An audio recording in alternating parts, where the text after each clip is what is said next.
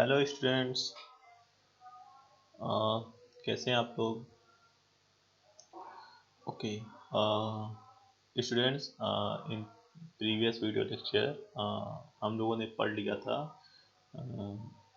Octal to binary conversion and binary to octal फिर hexadecimal to binary, binary to hexadecimal number system and hexadecimal to decimal number system and decimal to hexadecimal number system conversion. And after that we have learned about the basic gates. Okay, so we have three basic gates, that is uh, AND gate, OR gate and NOT gate. NOT gate is also known as inverter gate. Okay, and I have told you in previous lecture that we have two universal gate. Universal gate means with the help of that gate we can design any basic gates. Okay, any basic gate. Okay, so okay, so in the we have also learned about the one universal gate, that is NOR gate. So in this lecture we will start from the second universal gate, which is NAND gate. Okay, so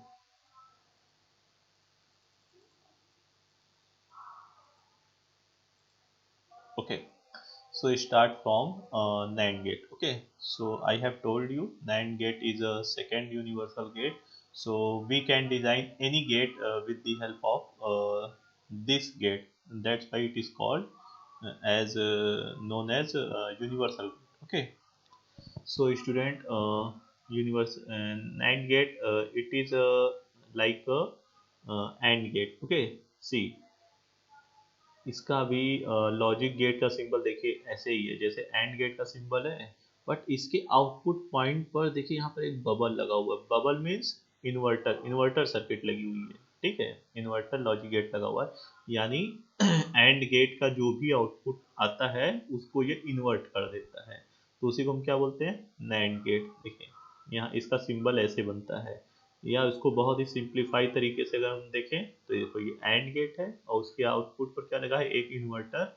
inverter के बाद तो उसको क्या होगा, उसका output complement हो जाएगा। ठीक है, तो इसका जो नैंड गेट का आउटपुट होता है वो क्या होता है, इसमें भी देखो मिनिमम रिक्वायरमेंट है इनपुट पर, टू इनपुट की रिक्वायरमेंट। ठीक है, मतलब दो से कम नहीं हो सकते, दो से ज़्यादा हो सकते हैं, तीन हो सकते हैं, चार हो सकते हैं। ठीक है, तो इसके नैंड गेट का जो आउटपुट होता है, it gives multiplication of the multiplication of the inputs. Okay, and after that it makes their complement.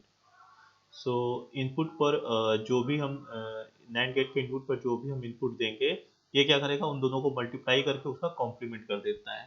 ठीक है, तो इसका आउटपुट क्या आएगा, ए डॉट बी, यानी उनका multiplication, and after that there bar.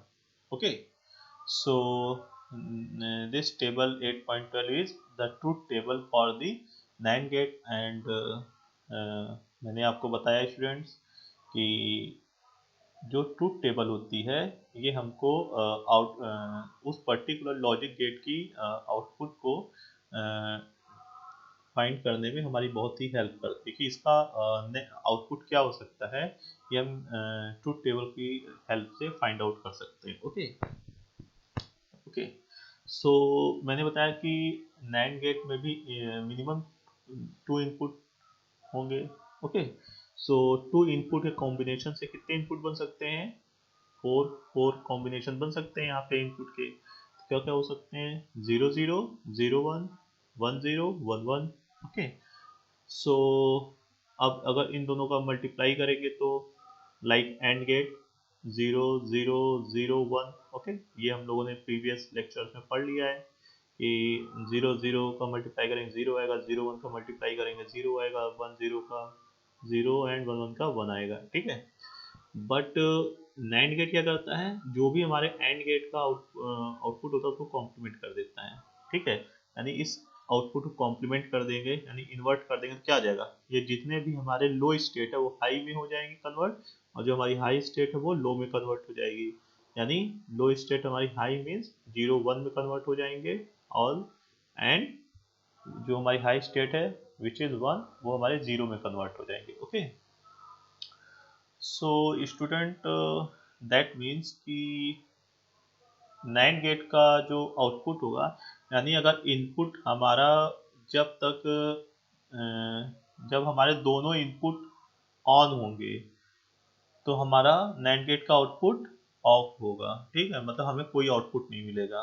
But अगर नैंड गेट के इनपुट पर कोई भी एक इनपुट ऑन है तो हमें आउटपुट पर नैंड गेट के आउटपुट मिलेगा, ठीक है। तो जब दोनों इनपुट ऑन होंगे तो हमें नैंड गेट में आउटपुट और कोई आउटपुट नहीं मिलेगा। बट अगर उनमें से एक भी इनपुट ऑन है और एक दूसरा ऑफ है या दोनों ऑफ है तो हमें आउटपुट पर नैंड गेट के आउटपुट पर आउटपुट मिलेगा, ठीक है। सो ओके, जैसे हमने नॉर गेट में देखा था कि नॉर गेट की सहायता से हमने तीनों बेसिक गेट डिजाइन किए थे, वैसे हम नैंड गेट की सहायता से भी सारे बेसिक गेट डिजाइन कर सकते हैं। जैसे यहाँ देखिए, देखिए ये इसका सिंबल है। तो मैंने बताया कि नैंड गेट में मिनिमम 2 इनपुट होने चाहिए, ठीक है। तो अगर हमें नॉट गेट डिजाइन करना है तो हम सेम इनपुट को दोनों टर्मिनल पर दे देते हैं इनपुट, तो हमें आउटपुट पर क्या मिलेगा, ए डॉट ए, यानी ए और ए का कॉम्प्लीमेंट, ठीक है। यानी अगर हमने इनपुट पर ए दिया तो हमें आउटपुट क्या मिल रहा है, ए बार, ठीक है। तो कैसे बिहेव कर रहा है, नॉट गेट बिहेव कर रहा है, ठीक है। सिमिलरली ये देखिए एंड गेट, एंड गेट का आउटपुट क्या होता है, ए डॉट बी होता है, ठीक है। तो हम क्या करेंगे कि हमने ए बी नैंड गेट में अप्लाई किया इनपुट पर, तो हमें आउटपुट क्या मिला, ए डॉट बी का बार। अब सेम इनपुट को हमने इसके दोनों टर्मिनल पर अगेन नैंड गेट में अप्लाई किया, ठीक है। तो हमें आउटपुट क्या मिला, ए डॉट बी का बार, ठीक है। तो ए डॉट बी के बार का बार मीन्स डबल कॉम्प्लीमेंट है, तो वो क्या हो जाएगा, कैंसिल आउट हो जाएगा। दैट मीन्स आउटपुट पर हमें ए डॉट बी मिल जाएगा, ठीक है। एंड ये तीसरा जो हमारा बेसिक गेट है और गेट है, तो और गेट हम कैसे डिजाइन करें, और गेट का आउटपुट क्या होता है, A plus B, A plus B, ठीक है। तो अब देखो हम कैसे इसको डिजाइन करेंगे, देखो इसके लिए हमें मिनिमम 3 नैंड गेट की रिक्वायरमेंट होगी। तो पहले 2 नैंड गेट पर देखो, पहले नैंड गेट के इसके दोनों इनपुट टर्मिनल पर हमने सेम इनपुट दिया ए, और दूसरे नैंड गेट के दोनों टर्मिनल पर हमने सेम इनपुट दिया बी, तो इसका आउटपुट क्या आया, ए बार, और दूसरे वाले नैंड गेट का आउटपुट आया बी बार। अब देखो ये ए बार को हमने तीसरे नैंड गेट के इनपुट के फर्स्ट टर्मिनल पर दिया, और दूसरे नैंड गेट के बी बार आउटपुट को हमने तीसरे नैंड गेट के input terminal second input terminal पर दे दिया, ठीक है। तो अब ये क्या करेगा, दोनों को मल्टीप्लाई कर देगा, तो क्या हो जाएगा, A bar dot B bar का होल बार, ठीक है। तो ये क्या हो जाएगा, बाई डिमॉर्गन थ्योरम ये हो जाएगा A double bar plus B double bar, तो ए डबल बार क्या हो जाएगा, A plus B double bar B, तो आउटपुट क्या होगा, ए प्लस बी। तो ये आउटपुट किसका होता है, और गेट का। तो स्टूडेंट्स हम लोगों ने स्टडी कर लिया कि with the help of NAND gate we can design any basic gate. Okay, so okay, I hope आप लोगों को सब समझ में आ गया है, ठीक है। कोई दिक्कत हो तो आप लोग मुझसे पूछ सकते हैं, ठीक है। ये एक और गेट है, ये है एक्सॉर गेट, इसको इसका फुल फॉर्म है एक्सक्लूसिव और गेट। ओके, तो एक्सक्लूसिव और गेट क्या होता है, देखिए इसका सर्किट सिंबल ये और गेट जैसा ही होता है, एक्सक्लूसिव और गेट। देखिए इसके जैसे ये और होता है, बट इसका सिंबल देखिए ऐसे है, इसके डायरेक्ट इनपुट्स डायरेक्ट और गेट के ये इससे कर्व लाइन से नहीं कनेक्ट है, इसके पहले भी देखिए एक ऐसे कर्व लाइन है और दोनों इनपुट उससे कनेक्टेड है, ठीक है, एक्सक्लूसिव और गेट। तो ये भी एक गेट है जो देखिए इसका आउटपुट क्या होता है कि एक्सक्लूसिव और गेट का आउटपुट क्या होता है कि देखिए ये y, अगर हमने इसमें भी मिनिमम रिक्वायरमेंट है 2 इनपुट की, बट हम 3 इनपुट भी हो सकते हैं, 4 इनपुट भी हो सकते हैं, बट अगर 2 इनपुट है तो 2 इनपुट के कॉम्बिनेशन से हम कितने इनपुट बना सकते हैं, 4 इनपुट बना सकते हैं। तो अगर हम जैसे इसकी ट्रुथ टेबल है किसकी, एक्सऑर गेट की, ठीक है, एक्सक्लूसिव और गेट, इसको क्या बोलते हैं, एक्स और गेट, एक्स और गेट, ठीक है, क्योंकि इसका देखो जो ये सर्किट है वो किस फॉर्म में दिख रहा है, एक्स एक्स दिख रहा है ना, इसीलिए इसको बोलते हैं एक्स और गेट, एक्स और गेट। ओके, सो सी, तो इसकी ट्रुथ टेबल क्या होती है, इसका आउटपुट क्या होता है, इसका आउटपुट होता है y is equal to a bar dot B plus B bar dot A, ठीक है। तो इसको हम ये भी लिख सकते हैं a XOR b, या a, ये XOR का साइन है, ठीक है, सर्कल है उसके बीच में प्लस है, ठीक है, तो x a XOR b, ठीक है, उसका अगर एक्सपेंड करें तो क्या आएगा, a bar b plus b bar a। Okay, so अगर हमारे पास इनपुट पर 0 0 0 1 1 0 एंड 1 1, ये 4 कॉम्बिनेशन इनपुट के, ठीक है, यानी एक्सॉर गेट का आउटपुट क्या होगा, अगर हमारे दोनों इनपुट ऑफ होंगे तो हमारा आउटपुट भी ऑफ होगा।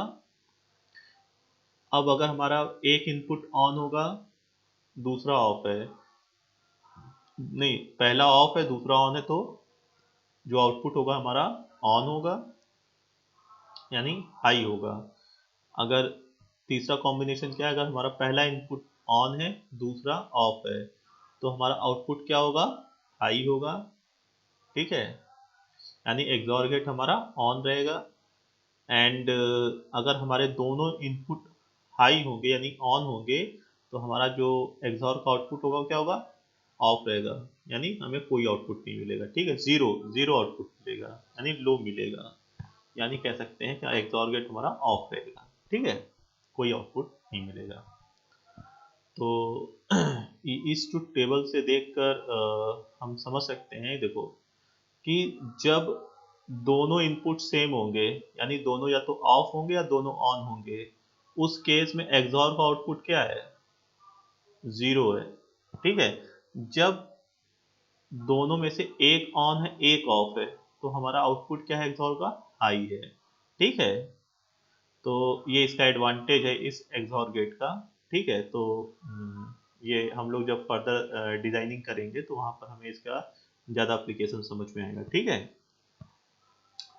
तो अब ये आया कैसे, तो इसको हम करके समझ सकते हैं। देखो अगर इनपुट हमारा 0 0 है, ठीक है, यानी a 0 है b 0 है, तो a 0 है, a का कॉम्प्लीमेंट क्या हुआ 0 का, 1, एंड b ऑलरेडी 0 है, तो 1 इंटू 0 0 हो गया, प्लस अब b 0 है, b का कॉम्प्लीमेंट क्या हुआ 1 1, और a क्या था 0 था, तो 1 इंटू 0 0 हो गया, यानी 0 प्लस 0 0, तो यहाँ पे क्या आएगा 0 आया, ठीक है।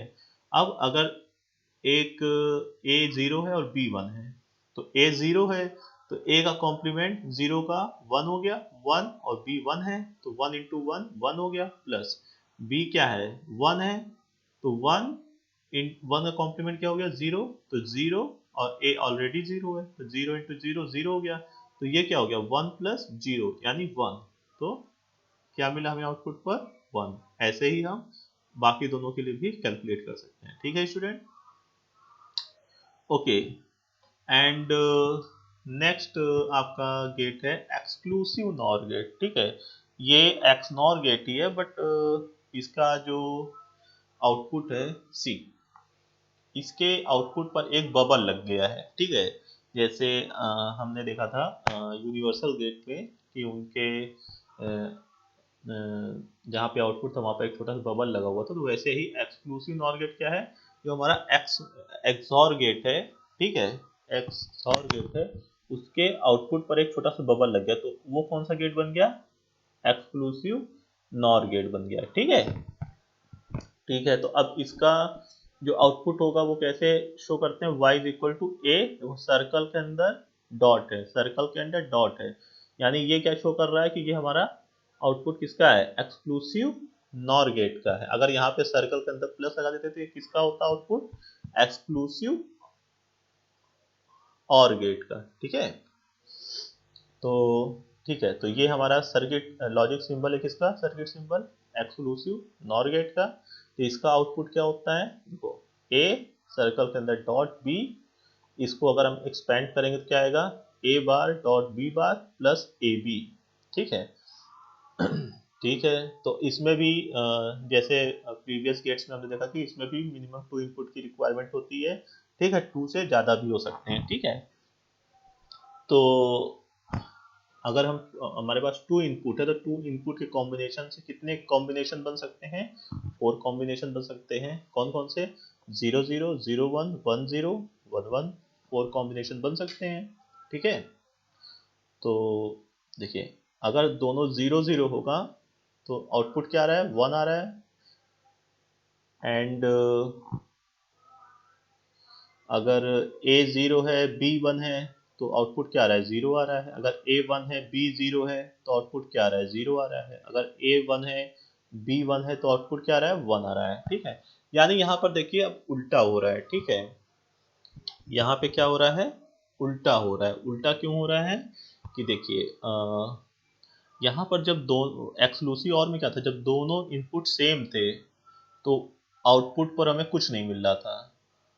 बट यहाँ पर क्या है, जब दोनों इनपुट सेम है तो हमें आउटपुट मिल रहा है, यानी हमारा एक्सक्लूसिव नॉर गेट ऑन है। ठीक है, बट जब दोनों इनपुट सेम नहीं है, डिफरेंट है, तो हमें आउटपुट नहीं मिल रहा है। ठीक है, तो अब इसका आउटपुट आ कैसे रहा है उसको समझ लेते हैं। ठीक है,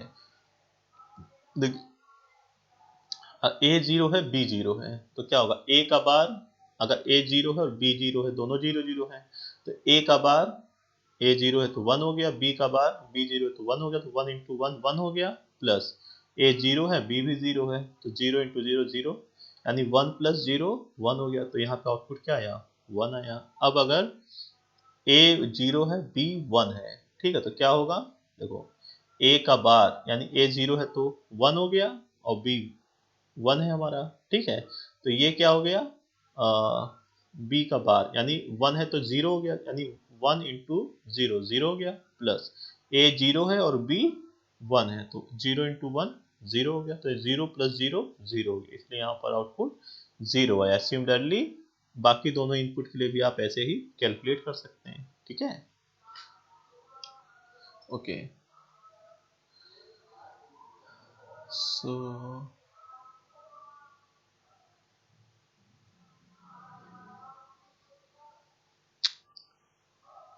यहाँ पे figure shows the realisation of NOR gate, XOR gate and XNOR gate using NAND gate. Okay, so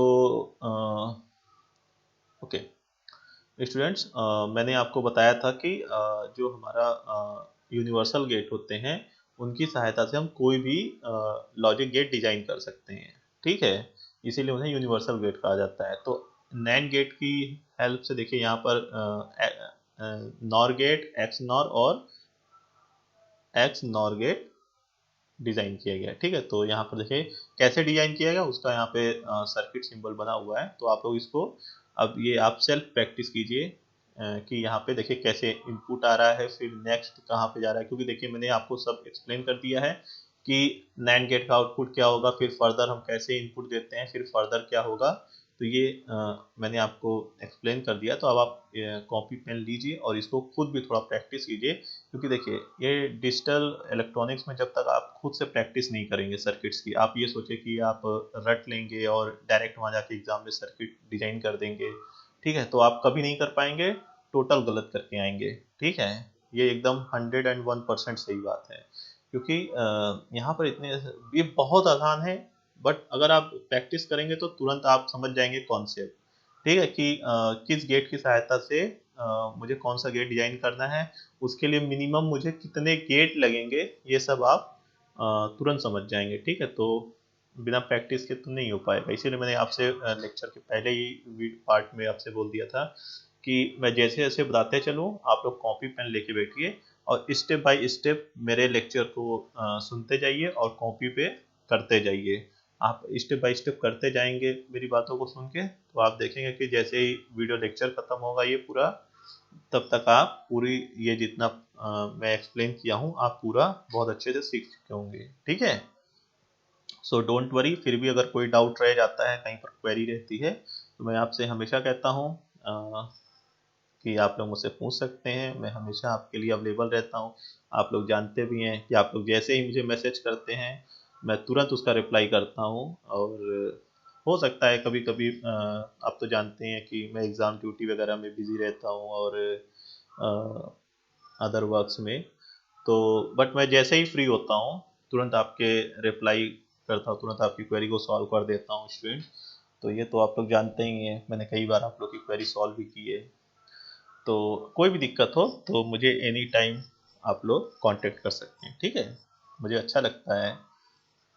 okay, so students, आपके लॉजिक गेट्स, तो आपकी यूनिट 4 का introduction of basic and universal gate ये भी टॉपिक कंप्लीट हो गया। Next है आपका simplification of boolean function using boolean algebra। Okay, so अब हम लोग boolean algebra टॉपिक स्टार्ट करेंगे। ठीक है, boolean algebra क्या है? ये भी जैसे हम लोग नॉर्मल अलजेब्रा के रूल्स पढ़ते हैं, यहाँ पर भी वैसे ही कुछ बूलियन अलजेब्रा के रूल्स हैं। ठीक है, जो डिजिटल लॉजिक यानी बाइनरी नंबर्स पर अप्लाई होते हैं। ठीक है, जो सिर्फ कहाँ अप्लाई होते हैं?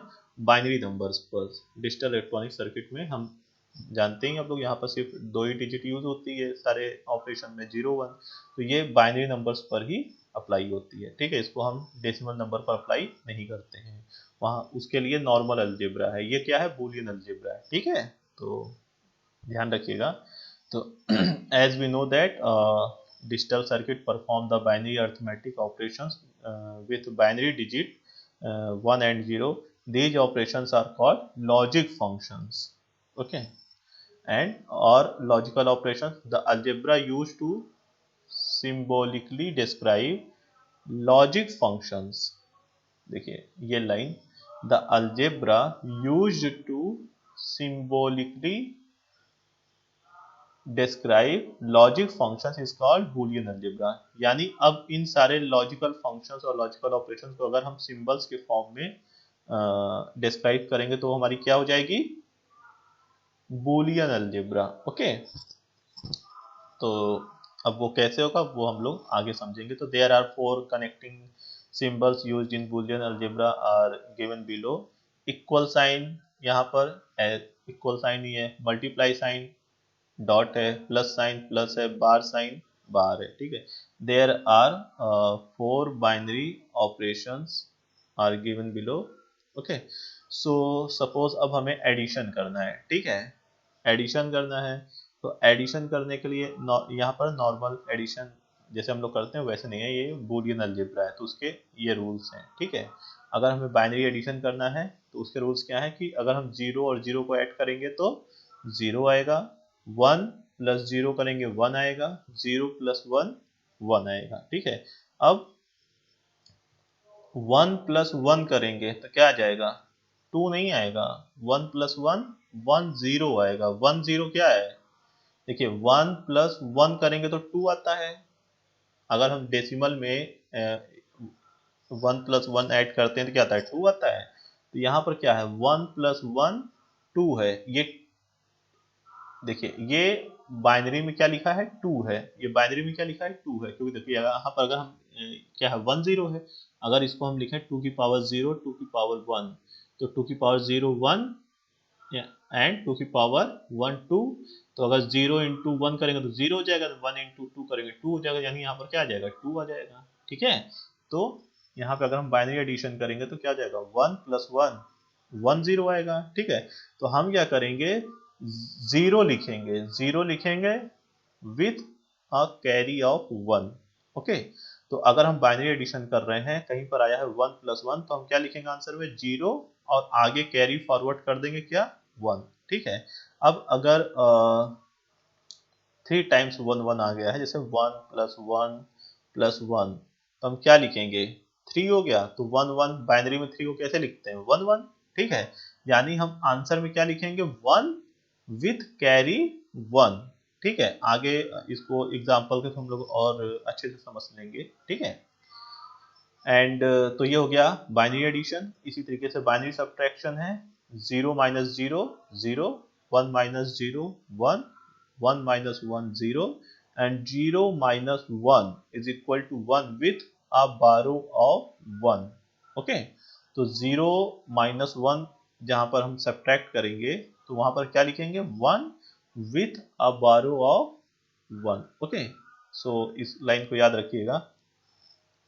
एंड बाइनरी मल्टीप्लिकेशन क्या होगा, 0 इंटू 0 0 है, 0 इंटू 1 ऑलरेडी 0 है, 1 इंटू 0 0 है, 1 इंटू 1 1 है। बाइनरी डिवीजन कैसे करेंगे, 0 divided by 1 0, 1 divided by 1 1, okay. So only 2 combinations are present, okay. Okay, so next है topic Boolean theorem, okay. So Boolean theorem क्या है, the Boolean theorem that are useful in manipulating and simplifying the Boolean expressions.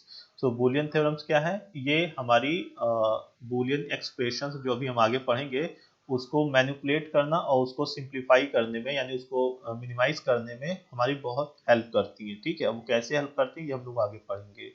For better understanding, we divide the Boolean theorem into the two groups: single variable theorem, multivariable theorem. Okay, तो ये दोनों क्या है, ठीक है, ये देखते हैं। पहला क्या है, single variable theorem. Single variable theorem, single variable theorem refers to the conditions when only one input to the logic gate is variable. Okay, ये क्या है, refer to the condition when only one input to the logic gate is variable, okay।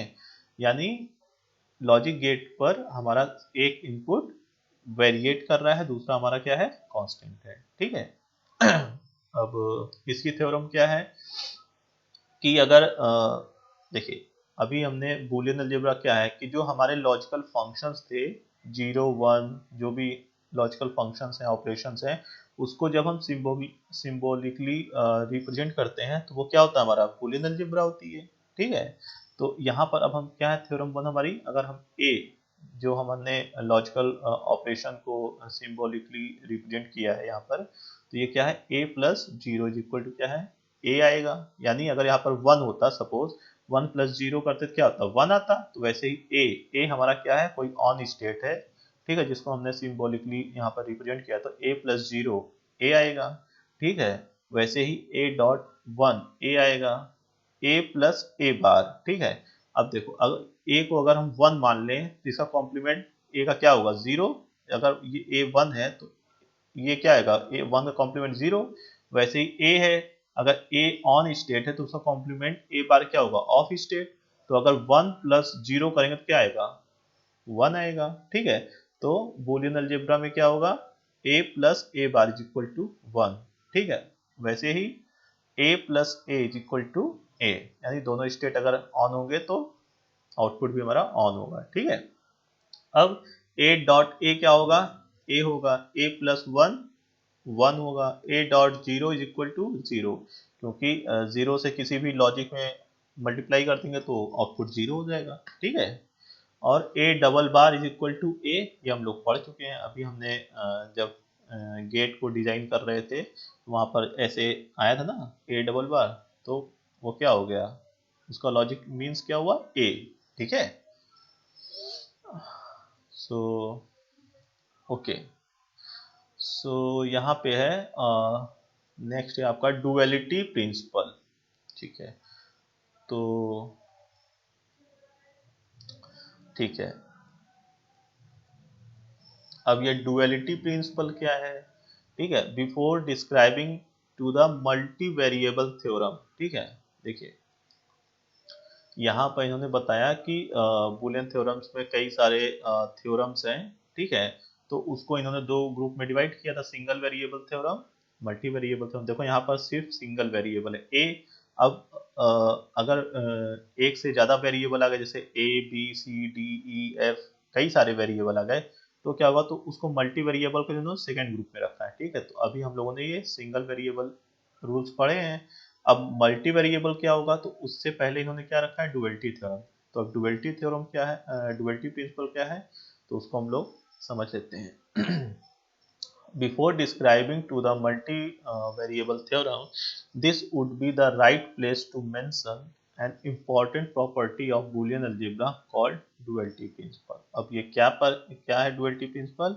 A Boolean expression remains valid, ये लाइन देखिए, a Boolean expression remains valid, कब valid रहेगा, if operators और AND और OR interchanged and ones and zero in the expressions are also interchanged. That means क्या हुआ, in order to understand this duality principle consider the Boolean theorem 1। Okay, a plus zero क्या हुआ, 1 हुआ, ठीक है। यहाँ पे अभी हमने पढ़ा a प्लस जीरो क्या होगा, 1 होगा। तो अब क्या हुआ, according to duality principle this Boolean expression remains valid if or function is replaced by and function and zero by 1। In that case Boolean expression becomes a dot 1 is equal to a। अब देखिए, इनका ये कहना है कि कोई भी हमारा बूलियन फंक्शंस, ठीक है, according to duality principle Boolean expressions हमारा वैलिड होगा कब, जब वो और फंक्शन जो होगा हमारा, अगर हम उसको एंड फंक्शन से रिप्लेस करें तो वो उसके लिए भी वैलिड हो, ठीक है। अब कैसे होगा, इसको देखिए, आप समझ लीजिए। From the theorem mentioned above, we see that this is a Boolean theorem number 2। ये देखिए, थ्योरम 1 ये थी, ये क्या था, और फंक्शन था, ये क्या है, एंड फंक्शन है, ठीक है। तो we can see this is a Boolean theorem number 2। Therefore, Boolean theorem 2 is a dual of Boolean theorem 1 and vice versa. Applying duality principle, theorem 4 is a dual of theorem 5 and vice versa. Theorem 6 is a dual of theorem 7 and vice versa। यानी ये क्या कह रहे हैं,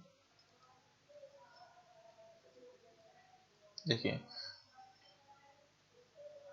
कि अगर हम इस लॉजिक पर जैसे यहाँ पर और ऑपरेशन, अगर यहाँ पर हम एंड ऑपरेशन परफॉर्म करें, ठीक है, तो ये इसका क्या हुआ, डुअल हुआ, ये इसका क्या हुआ, डुअल हुआ, ठीक है। जैसे हमने यहाँ पर जीरो लॉजिक के साथ परफॉर्म किया, सपोज यहाँ पर 1 रखें, ए प्लस 1 क्या आएगा, ए आया। अब अगर हम ए डॉट 1 रखिए तो क्या आया, ए आ गया, ठीक है। तो ये क्या हुआ, एक दूसरे का डुअल हो गया, ठीक है। अब जैसे ये a प्लस ए बार क्या आएगा, 1 आएगा। अब a प्लस ए बार, नहीं, ये वाला नहीं, 5 6, ओके, ये वाला डुअल नहीं है। a dot A is equal to A, अब यहां पर अगर 1 कर दें तो a dot 1 is equal to A plus 1 is equal to, हम लिख सकते हैं a और 1, ठीक है। जनरली देखो, कितने भी लॉजिक्स दिए हुए हों, इसका एडवांटेज मैं बताऊंगा जब हम लोग के मैप सॉल्व करेंगे, ठीक है। कि कोई भी लॉजिक हो, उसमें अगर हमने 1 ऐड कर दिया तो हमारा आउटपुट पे क्या आएगा, 1 लॉजिक आएगा, ठीक है, ए नहीं आएगा, ठीक है। कोई भी लॉजिक हो हमारा, चाहे ए हो, बी हो, सी हो, +1 कर दें तो हमारा आउटपुट क्या आएगा, 1 आएगा। ठीक है, ये बहुत ही इंपॉर्टेंट थ्योरम है। ठीक है, इसको याद रखिएगा। तो ये 5 6 एक दूसरे क्या हो गए, डुअल हो गए। ठीक है, ओके।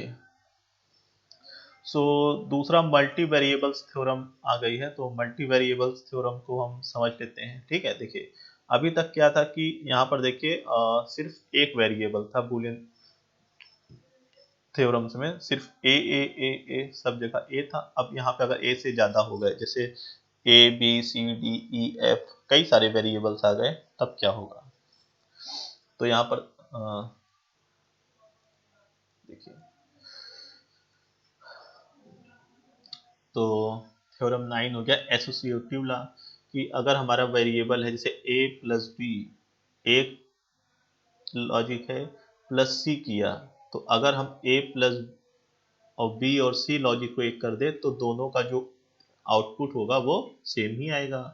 ठीक है, तो अब ये एक दूसरे का क्या होगा, डुअल भी होना चाहिए। ठीक है, तो डुअल है भी।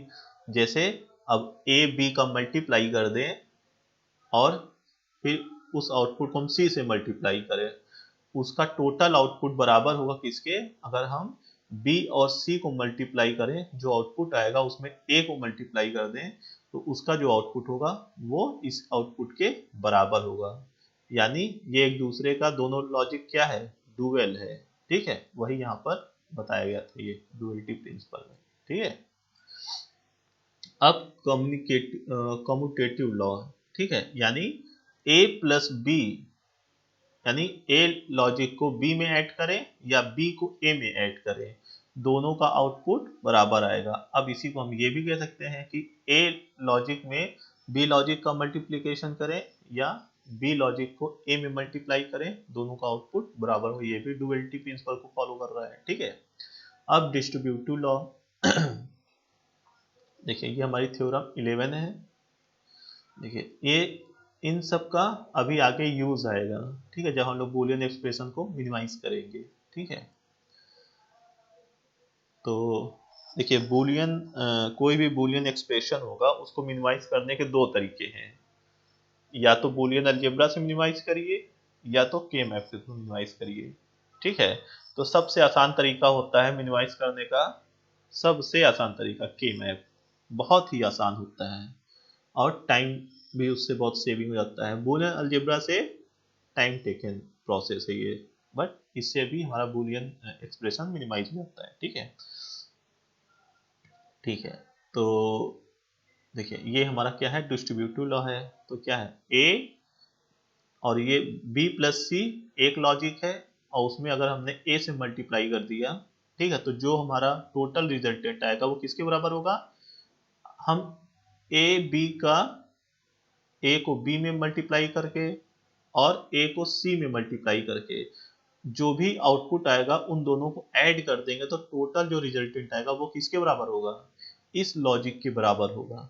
ठीक है, इसी तरीके से अब हम जैसे बी और सी लॉजिक को मल्टीप्लाई करें और उसमें ए लॉजिक को ऐड कर दे, तो जो हमारा टोटल रिजल्टेंट आएगा वो किसके बराबर होगा, अगर हम ए और बी लॉजिक को अलग ऐड करें और ए और सी लॉजिक को अलग ऐड करें, ठीक है, और उन दोनों का मल्टीप्लाई कर दें, तो ये जो आउटपुट आएगा ये किसके बराबर होगा, इस आउटपुट के बराबर होगा। ठीक है, इसी तरीके से अगर हम ए बार डॉट बी करें, ठीक है, यानी ए जो भी हमारा लॉजिक हो, हाई हो लो हो, ठीक है, तो ए बार यानी उसका रिवर्स, उस लॉजिक में यानी ए नॉट, ठीक है, ए नॉट डॉट बी, इस लॉजिक में अगर हम ए लॉजिक को ऐड कर देंगे तो जो हमारा रिजल्टेंट आएगा वो किसके बराबर होगा, ए प्लस ए बार, इसको अगर हम ऐड करें अलग, और ए प्लस बी इसको अलग ऐड करें और दोनों को मल्टीप्लाई कर दो, तो जो हमारा रिजल्टेंट आएगा वो किसके बराबर होगा, इस लॉजिक के बराबर होगा। ठीक है, तो एक तरीके से आप देखिए ये जो सेकंड वाला लाइन थी, ये सिमिलरली जैसे हमने अगर बी को ए बार से रिप्लेस किया और सी को बी से रिप्लेस किया, तो देखिए वो सेम वैसे ही है जैसे ये वाली लाइन है। ठीक है, ओके देखिए जब हम लोग यूनिवर्सल गेट से और सारे गेट डिजाइन कर रहे थे तो वहाँ पे मैंने एक टर्म यूज किया था डिमॉर्गन्स थ्योरम। तो अब यहाँ पे हम लोग पढ़ेंगे डिमॉर्गन्स थ्योरम क्या है, ठीक है। So De Morgan's theorems are extremely useful in simplifying expression in which a product or sum of variable is inverted। Okay, तो ठीक है, डिमॉर्गन्स थ्योरम में भी thought in term of breaking a long bar symbols. Okay, so अगर वहाँ पे किसी भी टर्म पर लॉन्ग बार है तो उसको हम उसको छोटे छोटे फॉर्म में सिंप्लीफाई कर सकते हैं, अलग अलग लॉजिक में डिवाइड कर सकते हैं with the help of De Morgan's theorem. तो इसके दो ही रूल हैं, ठीक है। देखिए थ्योरम वन, ब्रेक, जैसे यहाँ पर देखिए ये ए बी का होल बार है, तो अगर हमको इसको अलग अलग लिखना है तो हम कैसे लिख सकते हैं, ए बार प्लस बी बार, यानी ए डॉट बी का होल बार का जो भी लॉजिक आउटपुट आएगा वो किसके बराबर होगा, ए बार प्लस बी बार। ठीक है, ये डिमॉर्गन्स थ्योरम का पहला नियम है। दूसरा क्या है कि देखिए ये तो मल्टीप्लाई था ना, देखिए ए डॉट बी का होल बार किसके बराबर होगा, ए बार प्लस बी बार। और दूसरा नियम क्या है कि ए प्लस बी का होल बार किसके बराबर होगा, अगर हम इसको अलग अलग लिखना चाहेंगे, ए बार डॉट बी बार। देखिए दोनों में कंफ्यूज मत होइएगा, ये बहुत ही इंपॉर्टेंट लॉ है, डिमॉर्गन्स थ्योरम अक्सर एग्जाम में पूछा जाता है, ठीक है। तो इसकी सहायता से हम बूलियन एक्सप्रेशन को मिनिमाइज करते हैं, ठीक है। तो देखिए यानी अगर यहाँ पर देखिए क्या लिखा है, ए बी सी कई सारे वेरिएबल है, मल्टी वेरिएबल है, और उसके ऊपर बार लिखा है, ठीक है, लगा हुआ है, तो हम इसको क्या लिख सकते हैं, A bar plus B bar plus C bar dot dot dot जितने भी वेरिएबल हो, तो ऐसे अलग अलग हम सारे वेरिएबल्स को एक्सप्लेन कर सकते हैं अलग अलग। इसी तरीके से अगर A plus B plus C plus dot dot dot कई सारे वेरिएबल हो और उनका बार हो तो हम उसको कैसे लिख सकते हैं, A bar dot B bar dot C bar dot dot सारे और वेरिएबल, ठीक है। तो आई होप आपको डिमॉर्गन्स थ्योरम के दोनों थ्योरम जो भी हैं वो आपको समझ में आ गई होंगी, ठीक है स्टूडेंट्स।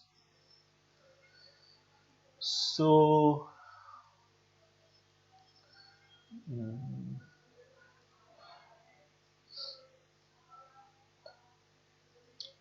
ओके, नेक्स्ट थ्योरम है एब्जॉर्प्शन लॉ, ठीक है। तो एब्जॉर्प्शन लॉ क्या कहता है कि अगर हमारा लॉजिक ए बी है, ठीक है, ए और बी का मल्टीप्लाई कोई लॉजिक है, उसमें अगर हम ए से ए को ऐड कर देते हैं तो हमारा आउटपुट क्या आएगा, ए आएगा, ठीक है।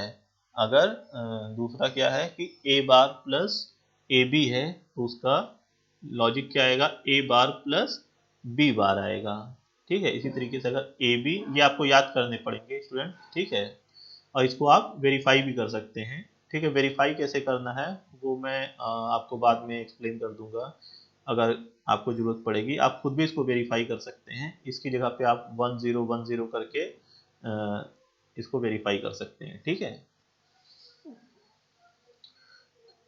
तो जैसे कोई लॉजिक हमारा है ए बी है और उसमें हमने ए बी बार लॉजिक है, ठीक है, उसको ऐड कर दिया दोनों को, तो इनका कंबाइंड आउटपुट क्या आएगा, जो हमारे आउटपुट आएगा वो ए लॉजिक के बराबर होगा, यानी कि A B plus A B bar का जो भी कंबाइंड आउटपुट आएगा वो किसके बराबर होगा, ए लॉजिक के बराबर होगा हमेशा, ठीक है। इसी तरीके से ए प्लस बी इंटू इनका जो आउटपुट आएगा कंबाइंड, अगर उसमें हम ए लॉजिक से मल्टीप्लाई कर देंगे तो जो कंबाइंड आउटपुट आएगा वो किसके बराबर होगा, ए लॉजिक के बराबर होगा, ठीक है। इसी तरीके से अगर ए प्लस बी लॉजिक का आउटपुट और ए प्लस बी बार लॉजिक का आउटपुट, इन दोनों आउटपुट को अगर हम मल्टीप्लाई कर देंगे तो उसका जो कंबाइंड आउटपुट आएगा वो हमेशा ए लॉजिक के ही बराबर होगा, यानी ए लॉजिक का जो भी वैल्यू होगा हमेशा वही इसका आउटपुट आएगा, ठीक है। सो ओके, सो और भी ऐसे हम्म, और भी ऐसे बहुत सारे रूल्स हैं, तो स्टूडेंट्स ये आप पढ़ सकते हैं, जैसे detail description of multi variable theorems, जैसे commutative property of addition A plus B is equal to B plus A, commutative property of multiplication A B is equal to B A. ठीक है, तो ये लॉजिक मैंने सारे आपको अभी explain कर दिए हैं। ठीक है, इसी तरीके से ये सारे लॉजिक मैंने आपको एक्सप्लेन कर दिया अभी। ठीक है, ओके। सो नेक्स्ट है Boolean rule for simplification. Okay, ये बहुत इंपॉर्टेंट है कि अब हम किसी भी बूलियन एक्सप्रेशन को मिनिमाइज कैसे करेंगे। अच्छा, अभी तक मैंने आपको ये नहीं बताया कि बूलियन एक्सप्रेशन क्या होता है। ठीक है, तो उसको मिनिमाइज कैसे करेंगे। ठीक है, अभी कोई एक्सप्रेशन आता है तो मैं आपको बताता हूँ कि बूलियन एक्सप्रेशन होता क्या है। ठीक है, तो अ, हम लोग डायरेक्ट एग्जाम्पल पे चलते हैं, क्योंकि बहुत सारे रूल्स मैंने आपको बता दिए हैं। अब एग्जाम्पल के थ्रू हम लोग समझते हैं। ठीक है, ओके। सो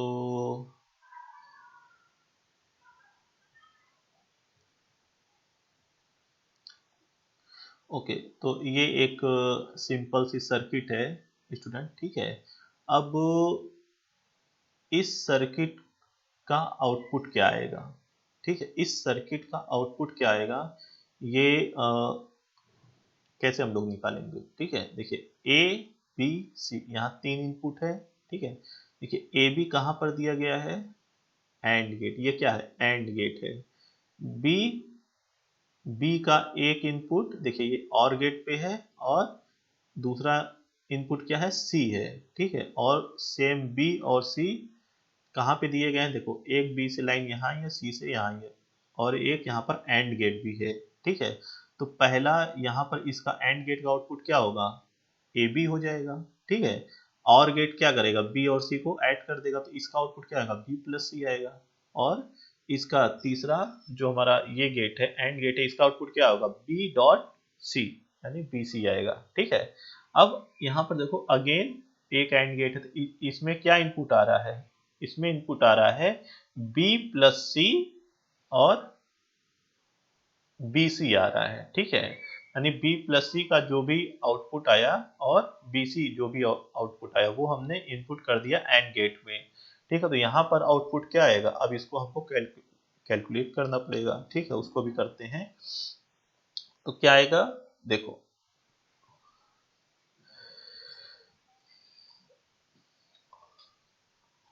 ये देखिए, यहाँ पर देखिए इसका आउटपुट क्या आया, ए बी आया, इसका आउटपुट बी प्लस सी आया, इसका आउटपुट क्या आया, बी सी आया। मैंने अभी बताया आपको। अब देखो इसका, इस एंड गेट का आउटपुट क्या आएगा, B C dot B plus C.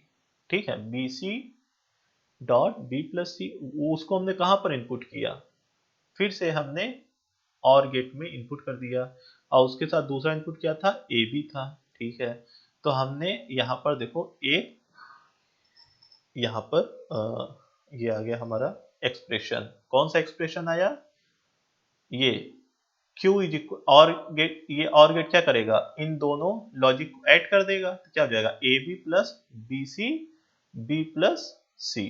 ठीक है, अब अगर इसको हम एक्सपेंड कर दें, ठीक है, एक्सपेंड करेंगे तो क्या आएगा, देखो अब इस लॉजिक को हम एक्सपेंड कर रहे हैं, क्योंकि हमें तो आउटपुट चाहिए ना कि इस सर्किट का आउटपुट क्या आएगा। हमने यहाँ पे तीन इनपुट दिए हैं, इतने हमारे पास तीन इनपुट थे, हमने इतने ढेर सारे गेट्स लगाए हैं, तो इसका आउटपुट क्या आएगा, कैसे हम कैलकुलेट करेंगे आउटपुट। तो अब इसको हमको इसको सिंप्लीफाई करना पड़ेगा, इसको सॉल्व करना पड़ेगा। देखो हम सॉल्व करेंगे, यानी अब देखो यहाँ पे हम डिस्ट्रीब्यूटिंग टर्म, देखो ये क्या है, BC को इसमें मल्टीप्लाई करेंगे तो क्या हो जाएगा, B BC। ठीक है, तो क्या हो जाएगा, BCB।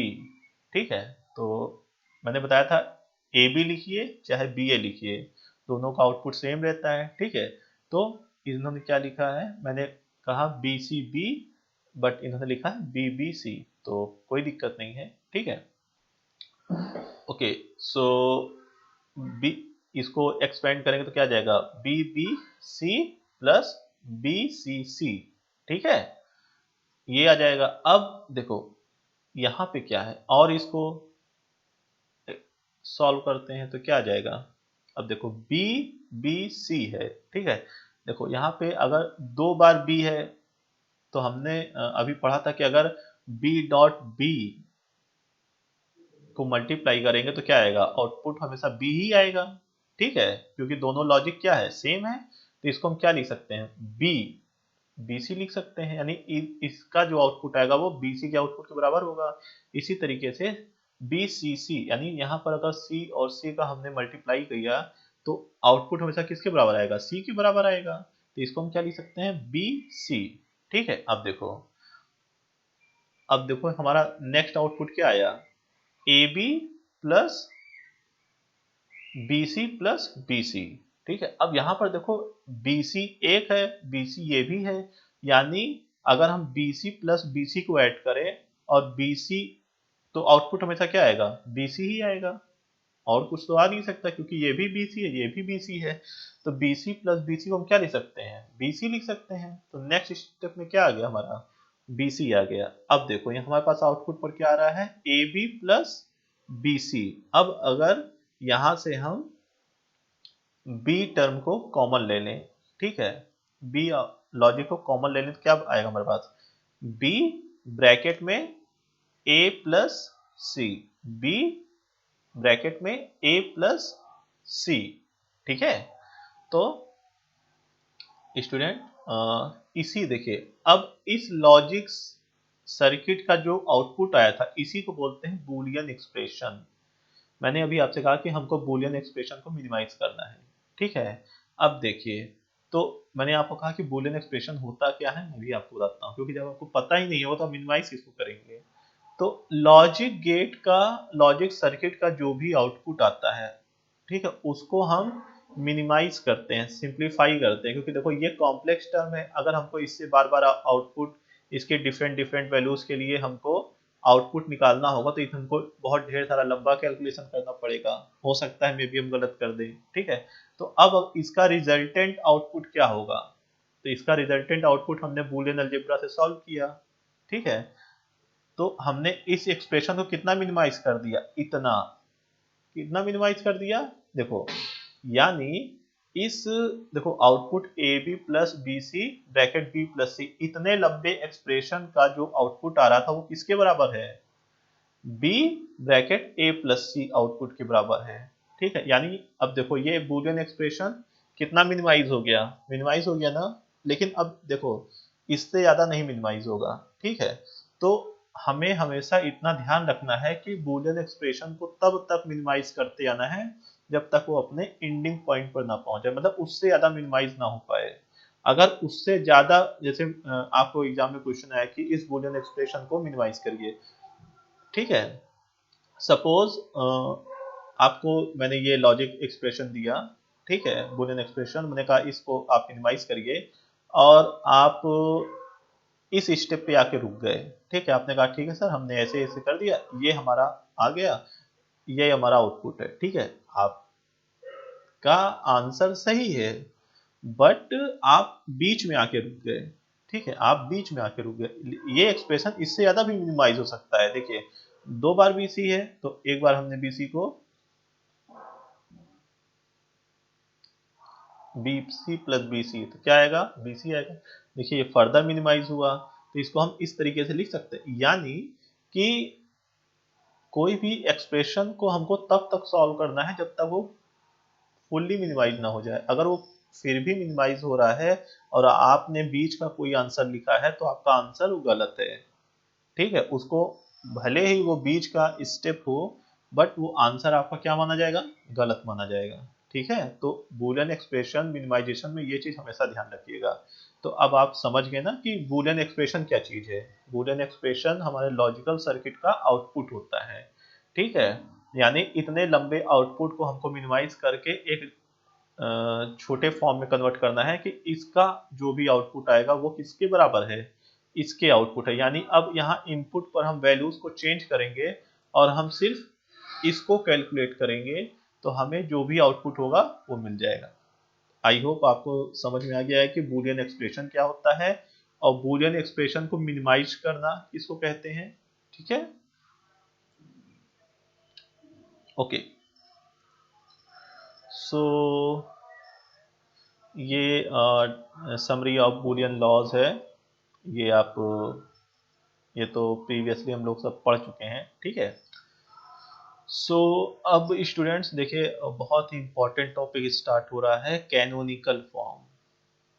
ये बहुत ही इम्पॉर्टेंट है, बहुत इम्पॉर्टेंट। अगर आपको कोई भी बूलियन एक्सप्रेशन मिनिमाइज करना है, किसके थ्रू, के मैप, जिसको हम लोग आगे पढ़ेंगे, तो आपको कैनोनिकल फॉर्म जानना बहुत जरूरी है। अगर आप बूलियन अलजेब्रा के थ्रू मिनिमाइज करें तब आपको कैनोनिकल फॉर्म जानना जरूरी नहीं है बट आपको कोई भी बूलियन एक्सप्रेशन के मैप के थ्रू मिनिमाइज करना है तब आपको कैनोनिकल फॉर्म जानना बहुत ही जरूरी है, मस्ट है। इसके बिना आप के मैप से कोई भी बूलियन एक्सप्रेशन सॉल्व नहीं कर सकते। अब के कैनोनिकल फॉर्म है क्या, इसको समझ लेते हैं। देखो, कैनोनिकल फॉर्म क्या होता है कि जैसे ये कोई हमारा बूलियन एक्सप्रेशन है, ठीक है। तो इस बूलियन एक्सप्रेशन में कितने वेरिएबल है, देखो ए बी सी, कितने वेरिएबल है, 3 वेरिएबल है, ए बी सी। और देखो ये तीनों वेरिएबल, देखो अब यहाँ पे देखो कितने टर्म है इसमें, 3 टर्म है। टर्म का मतलब ये हुआ कि इसमें कितने लॉजिक आ रहे हैं। देखो एक लॉजिक ए बार बी बार सी हुआ, ये एक लॉजिक हुआ। दूसरा लॉजिक क्या हुआ, ए बार बी सी बार, ये एक लॉजिक हुआ। और तीसरा लॉजिक क्या है, ए बी बार सी, ठीक है। ये तीनों अलग अलग लॉजिक है जिसको हमने ऐड किया है, तो हमें आउटपुट वाई मिल रहा है, यानी ये एक बूलियन एक्सप्रेशन है, ठीक है। तो कैनोनिकल फॉर्म वो फॉर्म होता है कि जैसे यहाँ पे जितने वेरिएबल हैं किसी भी टर्म में, जैसे यहाँ पर 1 2 3, यहाँ पे 3 टर्म है, तो इन तीनों टर्म में आपको देखना है कि किस टर्म में सबसे ज्यादा वेरिएबल है। अब यहाँ पर देखो तीनों में वेरिएबल बराबर है, तीनों में 3 3 वेरिएबल है, तब तो ये कैनोनिकल फॉर्म में है, ठीक है। बट अगर यहाँ पर सपोज सिर्फ होता ए बार और ये बी बार सी बार नहीं लिखा होता, plus A bar B C bar plus A bar B bar सी, ठीक है, ये लिखा होता, तब ये एक्सप्रेशन कैनोनिकल फॉर्म में आपको बनाना पड़ता। कैनोनिकल फॉर्म का मतलब होता है कि जितने भी वेरिएबल यहाँ पर प्रेजेंट हैं हर टर्म में, उतने ही वेरिएबल बाकी के टर्म में भी आपको लाने हैं, क्योंकि तभी इसको हम के मैप के थ्रू मिनिमाइज कर सकते हैं इस एक्सप्रेशन को, अदरवाइज हम इसको के मैप में प्लॉटिंग ही नहीं कर पाएंगे, ठीक है। तो सबसे बड़ी चीज है कि अगर कोई एक्सप्रेशन जैसे ये है, ये तो कैनोनिकल फॉर्म में ही है, अगर ये कैनोनिकल फॉर्म में नहीं है तो हम इसको कैनोनिकल फॉर्म में बनाएंगे कैसे, ठीक है। अच्छा, यहाँ पे स्टूडेंट सबसे बड़ी चीज है, आपको दो चीज बहुत ही ध्यान रखना। 95% चांसेस हैं कि स्टूडेंट यहीं पे गलत कर जाते हैं और के मैप में गलत प्लॉटिंग कर देते हैं, ठीक है। तो आपको सबसे पहले दो टर्म जानने बहुत जरूरी है। 95% मैं बोल रहा हूँ कि स्टूडेंट सारे जानते रहते हैं फिर भी गलत करके आते हैं, सब गलत करके आते हैं। हम लोग कॉपी चेक करते हैं, मेजॉरिटी गलत करके आते हैं और कहेंगे कि सर हमने तो सही किया था एग्जाम में। अब गलत क्यों करते हैं, यहाँ पर देखिए एक बिल्कुल ही सिमिलर टर्म यूज होता है, उसी में सब कंफ्यूज होते हैं। वो टर्म क्या है, ये टर्म है sum of product and product of sum. ये दो टर्म ही स्टूडेंट को कंफ्यूज कर देता है, ठीक है। अब ये क्या है, इसको हम लोग पहले समझ लेते हैं, कैनोनिकल फॉर्म फिर बाद में समझेंगे। कैनोनिकल फॉर्म तो मैंने आपको बता दिया कि कैनोनिकल फॉर्म का मतलब होता है कि जितने भी वेरिएबल्स यहाँ पर हर टर्म में मौजूद हैं वो सारे वेरिएबल हर टर्म में मौजूद होने चाहिए। अगर किसी टर्म में वो सारे वेरिएबल नहीं है तो हमको उस लॉजिक या बूलियन एक्सप्रेशन को इस तरीके से उसको हमको मैनेज करना पड़ेगा या सॉल्व करना पड़ेगा कि वो सारे वेरिएबल्स हर टर्म में प्रेजेंट हो जाएं, ठीक है। वो कैसे होंगे उसको हम लोग आगे अभी पढ़ेंगे, ठीक है, कि किसी भी बूलियन एक्सप्रेशन को कैनोनिकल फॉर्म में कैसे बनाते हैं, कैसे उसको कन्वर्ट करते हैं। तो कन्वर्ट अभी हम लोग आगे पढ़ेंगे, बट होता क्या है कैनोनिकल फॉर्म वो आप लोग समझ गए हैं, ठीक है। अब यहाँ पे दो चीज होती है कि कैनोनिकल फॉर्म में बनाने के दो तरीके होते हैं। एक होता है सम ऑफ प्रोडक्ट, इसको बोलते हैं क्या, soft form, SOP form, soft form. इसी को बोलते हैं मिन टर्म एक्सप्रेशन। देखिए यहाँ पे एक ही चीज को रिप्रेजेंट कर कहने के कई टर्म यूज हो रहे हैं। जैसे सॉफ्ट कैनोनिकल फॉर्म दो फॉर्म में होता है, एक होता है पॉज फॉर्म में प्रोडक्ट ऑफ सम, एक होता है soft form sum of product. ठीक है, सम ऑफ प्रोडक्ट को हम मिन टर्म कहते हैं एंड प्रोडक्ट ऑफ सम को यानी पॉज फॉर्म को क्या कहते हैं, मैक्स टर्म कहते हैं। ठीक है, देखिए तो ये वाला जो एक्सप्रेशन है क्या है, ये है सम ऑफ प्रोडक्ट्स। ये किसका है, ये प्रोडक्ट का सम है, तो ये क्या है हमारा, ये मिन टर्म है, इसको हम सॉफ्ट फॉर्म को लेंगे। और प्रोडक्ट ऑफ सम्स, ये क्या है, प्रोडक्ट ऑफ सम्स, इसको हम क्या बोलते हैं, पॉज फॉर्म। ये हमारा क्या होता है, मैक्स टर्म। लिखा भी है कि a POS expression is called as max term form of Boolean expression. Okay, so सारे स्टूडेंट्स इसी में कंफ्यूज होते हैं, कौन सा पॉज फॉर्म है, कौन सा सॉफ्ट फॉर्म है। ठीक है, वो जानते रहते हैं बट जल्दी जल्दी में पॉज को सॉफ्ट फॉर्म में कर देते हैं, सॉफ्ट को पॉज फॉर्म में कन्वर्ट कर देते हैं, और उसी में सब गलत हो जाता है। तो आप लोग इस चीज का बहुत ध्यान रखिएगा, pause form, soft form, min term max term तो आसान है याद रखना, but pause form soft form याद रखना मुश्किल है। ठीक है, सो तो कैनोनिकल फॉर्म में अब देखो कोई भी एक्सप्रेशन कैसे बनाते हैं। ठीक है, जैसे कोई एग्जांपल लेते हैं।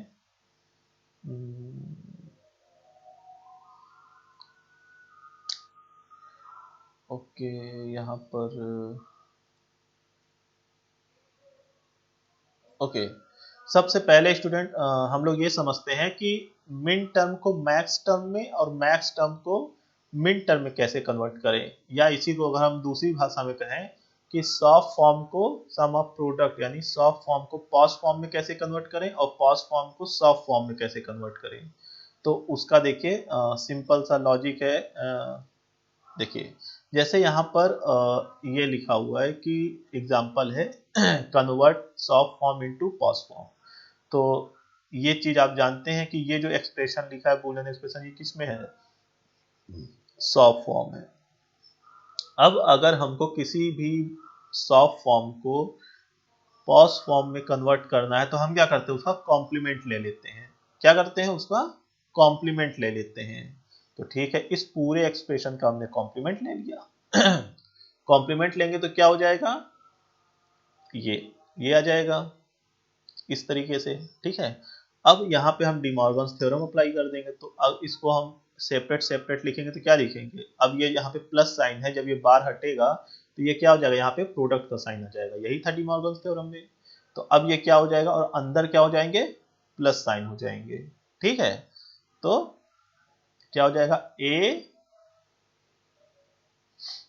ठीक है, ये देखिए यहाँ पे एक स्टेप इसने गैप कर दिया है इसीलिए। ठीक है, मैं एक्सप्लेन करता हूँ। ये देखिए जब with the help of De Morgan's theorem इसको एक्सपेंड करेंगे तो क्या जाएगा, इस पूरे टर्म का बार इनटू इस पूरे टर्म का बार। ठीक है, फिर जब इस टर्म को एक्सपेंड करेंगे with the help of De Morgan's theorem तो क्या हो जाएगा, अब ये डॉट है तो क्या हो जाएगा, प्लस का साइन आ जाएगा अंदर ब्रैकेट के, तो क्या हो जाएगा, A bar double bar plus B bar plus C double bar plus D bar. तो A double bar A plus B bar B C double bar C D double bar D. ठीक है, ऐसे ये वाला पार्ट भी solve होगा कि इस पार्ट का बार है।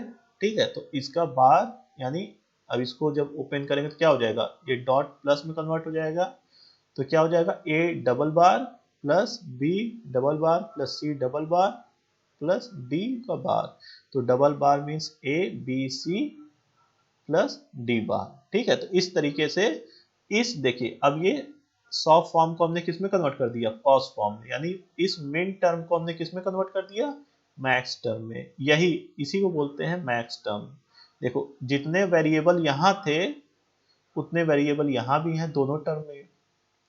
अब देखो इस लॉजिक का जो भी आउटपुट आएगा वही सेम आउटपुट इस लॉजिक से भी आना चाहिए। हमने कन्वर्ट तो कर दिया सॉफ्ट फॉर्म को पॉज फॉर्म में, बट लॉजिक का आउटपुट नहीं चेंज होना चाहिए। अगर इस लॉजिक का जो आउटपुट आ रहा है, इस लॉजिक का जो आउटपुट आ रहा है वो डिफरेंट डिफरेंट हुआ, तो ये कन्वर्जन हमारा गलत है। अगर इन दोनों का आउटपुट सेम आ रहा है तो हमारा ये कन्वर्जन सही है। ये चीज ध्यान रखिएगा स्टूडेंट, ठीक है। अब हम देखिए, हमने पढ़ लिया मिन टर्म क्या होता है, मैक्स टर्म क्या होता है, सॉफ्ट फॉर्म क्या होता है, पॉज फॉर्म क्या होता है।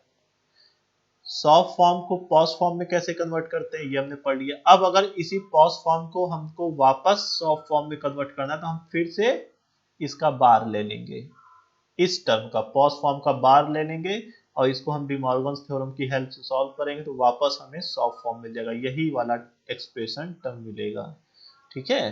तो इसको आप लोग कॉपी पेन लीजिए और इसको सॉल्व करिए। डी मॉर्गन्स थ्योरम मैंने आपको एक्सप्लेन किया है और आप लोग समझ भी गए हैं। तो मैंने आपको पहले ही बताया कि जब तक आप चीज़ों को प्रैक्टिकली अपने हैंड के थ्रू नहीं करेंगे, उसको प्रैक्टिस नहीं करेंगे, तब तक आपको चीज़ें क्लियर नहीं होंगी। और जब क्लियर नहीं होंगी तो आप ये मत सोचिएगा कि ये देखिए ये लॉजिक का सब्जेक्ट है, यहाँ रटने का कुछ काम नहीं आएगा कि हम रट के लिख देंगे, ठीक है। यहाँ आपको कॉन्सेप्ट क्लियर होगा तभी आप कर पाएंगे, नहीं होगा तो ये आपका पूरा जितना भी मार्क्स इस यूनिट से आएगा आप एक भी मार्क्स गेन नहीं करेंगे, ठीक है। आई होप मैंने इतने अच्छे से एक्सप्लेन किया है कि आप सभी लोग को समझ में आ जाएगा, ठीक है। आप लोग प्रैक्टिस करिए और फिर भी कोई दिक्कत आती है तो हम तो है ही हैं, आप आइए हम बिल्कुल आपको एक्सप्लेन करेंगे, ठीक है। Don't worry students. तो अब देखिए हम लोग एक चीज बतानी रह गई, वो हो गया कि किसी भी बूलियन एक्सप्रेशन को अब कैनोनिकल फॉर्म में कैसे कन्वर्ट करेंगे, ठीक है। तो ये चीज सबसे इंपॉर्टेंट है। अब देखो, ये देखो यहाँ पर एक्सप्रेशन को देखो कैसे रिप्रेजेंट किया है। एफ यानी वो फंक्शन है, कोई बूलियन एक्सप्रेशन, वो किसका फंक्शन है, चार वेरिएबल का, ए बी सी डी, ठीक है। अब देखो ये ए बी सी डी लिखे इस एक्सप्रेशन में या ना लिखे, हमको ऑलरेडी समझ में आ रहा है कि ये एक्सप्रेशन चार वेरिएबल्स का फंक्शन है। क्यों? क्योंकि यहाँ पे कौन कौन से टर्म है, देखो कितने वेरिएबल, एक ए बी, यहाँ पर सी है और डी, यानी इस एक्सप्रेशन में हमको चार अलग अलग टर्म देखने को मिल रहे हैं। बट यहाँ पर ध्यान दो स्टूडेंट कि देखो इसके हर टर्म में सारे वेरिएबल्स नहीं है। देखो इस ये पूरा एक्सप्रेशन कितने वेरिएबल्स का कॉम्बिनेशन है, चार वेरिएबल्स का, बट इसके हर टर्म में वो चारों वेरिएबल नहीं है। इसका मतलब ये एक्सप्रेशन हमारा कैनोनिकल फॉर्म में नहीं है। अब अगर इसको हमको के मैप के थ्रू सॉल्व करना है तो पहले इस एक्सप्रेशन को हमको कैनोनिकल फॉर्म में कन्वर्ट करना होगा। कैनोनिकल फॉर्म का मतलब हुआ कि चारों वेरिएबल इसके हर टर्म में मौजूद होने चाहिए। जैसे यहाँ पे देखो चार होने चाहिए, कितने हैं, दो हैं, यहाँ पे चार वेरिएबल होने चाहिए, दो हैं, यहाँ चार होने चाहिए, यहाँ तीन वेरिएबल है, यहाँ चार होने चाहिए, यहाँ पर भी तीन है। तो यहाँ पर मतलब हमको दो वेरिएबल और ऐड कराने, कौन से, यहाँ पर सी और डी होना चाहिए, यहाँ पर कौन से होने चाहिए, यहाँ पर बी और डी होना चाहिए, यहाँ पर ए मिसिंग है और यहाँ पर डी मिसिंग है। तो अब इसको हम कैसे कन्वर्ट करेंगे ये हम लोग आइए देखते हैं। देखिए अब यहाँ पर देखिए एक एग्जाम्पल है, यहाँ पर इन्होंने लिखा है कि एफ फंक्शन है थ्री वेरिएबल्स का। ये ना भी लिखे तब भी हमको समझ में आ रहा है ये एक्सप्रेशन देखकर कि ये एक्सप्रेशन हमारा थ्री वेरिएबल का फंक्शन है, ठीक है। तो इस फंक्शन को हमको पहले कैनोनिकल फॉर्म में, पहले चेक करिए, तुरंत बनाने मत लगिए, पहले चेक करिए कि पहले से ही कैनोनिकल फॉर्म में तो नहीं है। पता चला कैनोनिकल फॉर्म में है, उसको जबरदस्ती कैनोनिकल फॉर्म में कन्वर्ट कर रहे हैं। तो देख लीजिए ये कितने वेरिएबल है, यहाँ पे तीन वेरिएबल है ए बी सी, और इसके हर टर्म में क्या तीनों वेरिएबल प्रेजेंट है, नहीं, यहाँ पर सी मिसिंग है, यहाँ पर भी सी मिसिंग है, यहाँ पर बी मिसिंग है, यहाँ पर बी मिसिंग है, यानी ये कैनोनिकल फॉर्म में नहीं है। यानी हमको इस फंक्शन को कैनोनिकल फॉर्म में कन्वर्ट करना है, ठीक है। तो अब हम अपना प्रोसेस स्टार्ट करते हैं। अब ध्यान से समझिए स्टूडेंट, इस फंक्शन को हम पहले एज इट इज लिख लेते हैं। क्या है हमारा function, A B plus A bar B bar plus A C plus A bar C bar. ठीक है, अब इसको अब हम यहाँ पर अप्लाई करते हैं अपना लॉजिक। ठीक है, कौन सा लॉजिक? देखो जो हमने पढ़ा था अभी बूलियन अलजेब्रा में, कि अगर हम यहाँ पर हमको देखो इसको बनाना, यानी देखो ए बी है, यहाँ पर सी मिसिंग है। ठीक है, तीन तीन देखो यहाँ पे तीन वेरिएबल है, इस टर्म में कौन सा वेरिएबल मिसिंग है? सी। सी मिसिंग है, तब हमको यहाँ पे सी ऐड करना है। तो कैसे ऐड कर सकते हैं? यहाँ पे हम ए बी डॉट वन कर दें, ए बी डॉट वन कर दें, यानी देखो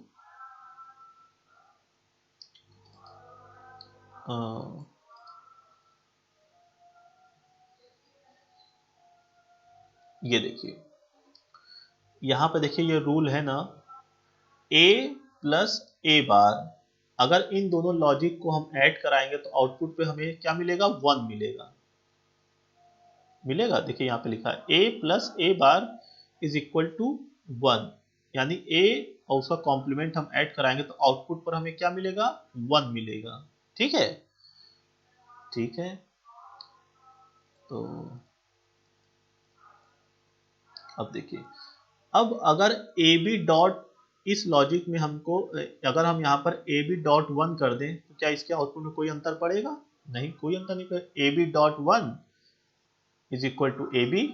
ठीक है, तो उस वन की जगह पर हम ये लिख सकते हैं सी प्लस सी बार, लिख सकते हैं, कोई अंतर नहीं है, क्योंकि वन सी प्लस सी बार का कॉम्बाइंड आउटपुट क्या आएगा? 1 आएगा। और 1 में अगर ए बी से मल्टीप्लाई कर देंगे तब भी आउटपुट क्या आएगा? 1 ही आएगा। यानी इस पूरे टर्म का कंबाइंड आउटपुट अभी भी ए बी ही है। ठीक है, इसी तरीके से अब यहाँ पर देखो दूसरे वाले टर्म ए बार बी बार, यहाँ पर भी सी मिसिंग है, तो यहाँ पर भी हम 1 से मल्टीप्लाई करेंगे तब भी आउटपुट हमारा यही रहेगा, ए बार बी बार। तो 1 की जगह हम सी प्लस सी बार लिख सकते हैं। ठीक है, इसी तरीके से यहाँ पर देखो तीसरे टर्म में b मिसिंग है, तो अगर हम यहाँ पर 1 से मल्टीप्लाई करके 1 की जगह b प्लस बी बार लिख दे तब भी इस टर्म का आउटपुट क्या रहेगा? ac ही रहेगा। इसी तरीके से यहाँ चौथे टर्म में भी हम देखो यहाँ पर b टर्म मिसिंग है, तो हम यहाँ पर b प्लस बी बार लिख देते हैं। ठीक है, ये देखो सबसे पहले ध्यान देना स्टूडेंट, एक्सप्रेशन हमारा किस फॉर्म में है? ये हमारा मिन टर्म में है, सॉफ्ट फॉर्म में है। अगर पॉज फॉर्म में होता तो यहाँ पे दूसरा रूल लगाते। ठीक है, यही मैंने कहा कि स्टूडेंट यहीं पे सब गलत कर जाते हैं। पहले एक्सप्रेशन पहचानो ये किस फॉर्म में है, ये हमारा कैनोनिकल फॉर्म में कन्वर्ट करना है, बट ये सॉफ्ट फॉर्म में है, मिन टर्म में है। ठीक है, ठीक है। तो ठीक है, अब इसको हम बुलियन लॉस, बुलियन अलजेब्रा की हेल्प से इसको एक्सपेंड करेंगे। ठीक है, तो क्या हो जाएगा? ये A B C plus A B C bar, A bar B bar C plus A bar B bar C bar. ठीक है, ए सी बी ए सी बी। ठीक है, ये यहाँ पे गलत लिखा है।